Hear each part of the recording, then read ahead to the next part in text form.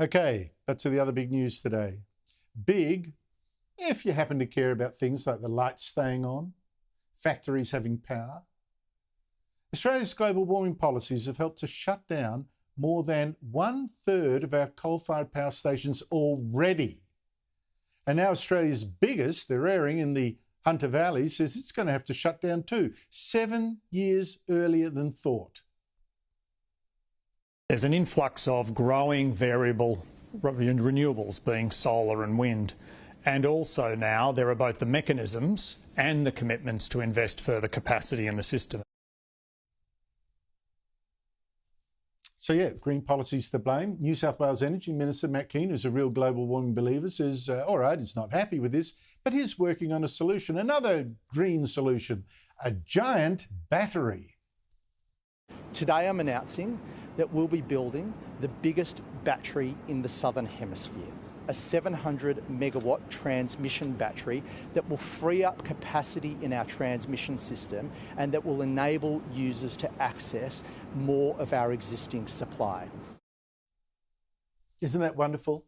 A battery that would last, what, 2 hours to replace our biggest power station? Seriously? And prices won't go up, he says. Don't worry. And federal Labor, whose much harder global warming policies will end more coal-fired power stations sooner, it refuses to say if this latest closure should make them revisit those plans.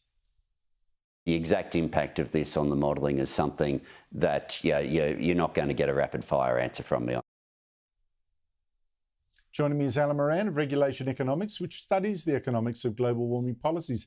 Alan Moran, thanks for your time. Some people are going to say, look, hey, you know, if coal-fired stations cannot compete with cheap wind and solar power, so what if they close? I mean, that's a free market at work. What's wrong with that argument? That would be a great argument, basically. But as we know, the wind and the solar basically get massive amounts of subsidies. It's about $7 billion every year in subsidies, and they still can't compete because they want the taxpayer or the ratepayer to spend another $10 billion or $20 billion on new transmission to allow them to get their product, which is a very dispersed product and therefore high cost, to get that product to the market.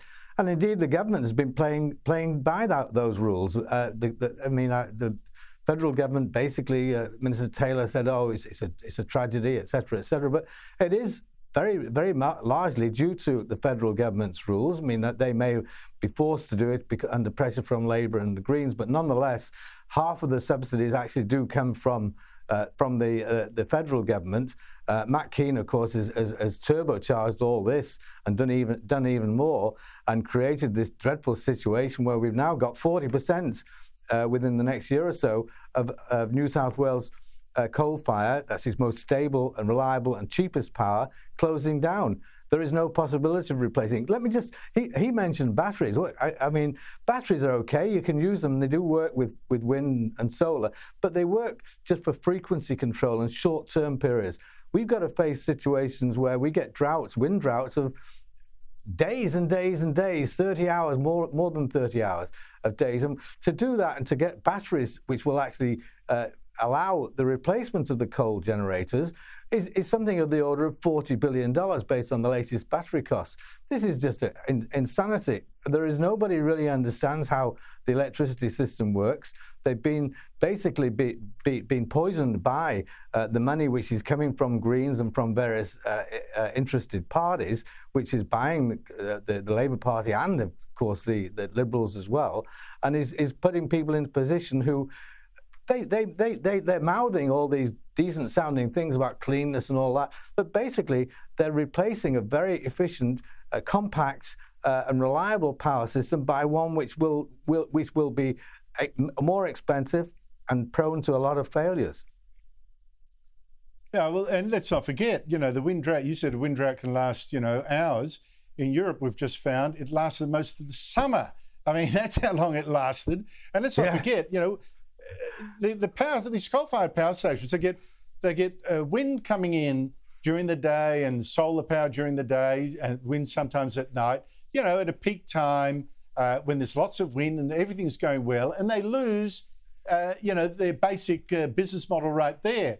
But then at night time, of course, Exactly no solar, so. and also Yeah. sometimes there's a wind drought. And so, you know, they're easy come, easy go, but the coal-fired power stations, they're the ones that pay. Now, as you point out, batteries do not actually make more electricity, right? They only store extra electricity produced usually by renewable energy at peak times. Tell me why the solution isn't, if you don't, you know, if you really do want to go net zero, blah, blah, blah, why we don't do what France's president said last week France would do and build 6 more nuclear power stations. They give 24/7 power, but also totally emissions-free power.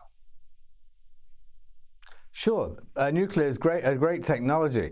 The only reason why I would be opposed to it, I'm not opposed to it, but the only reason why I doubt it is that basically nuclear has the same problems as coal. In other words, it has to adapt to the wind and solar, which causes it's called a duck-shaped demand curve that it has to adapt to, because the wind and the solar are coming in during the day and forcing these high capital expenditure, high capital cost power stations, which are basically coal and nuclear, is forcing them to operate suboptimally. In other words, they're designed to operate 90%, 85% of the time. If they only operate at 50% of the time, it stands to reason that their economics is shredded. The problem, the reason for Australia, France and Europe is great. They would certainly go nuclear, maybe China as well, maybe the United States. But we've got very cheap coal. If we go nuclear, essentially we've got power prices which would be at least 50%, maybe 70% higher than the prices we can achieve by a coal-based power system, the one that we have been destroying over the last 20 years with these various subsidies. The subsidies stay in. It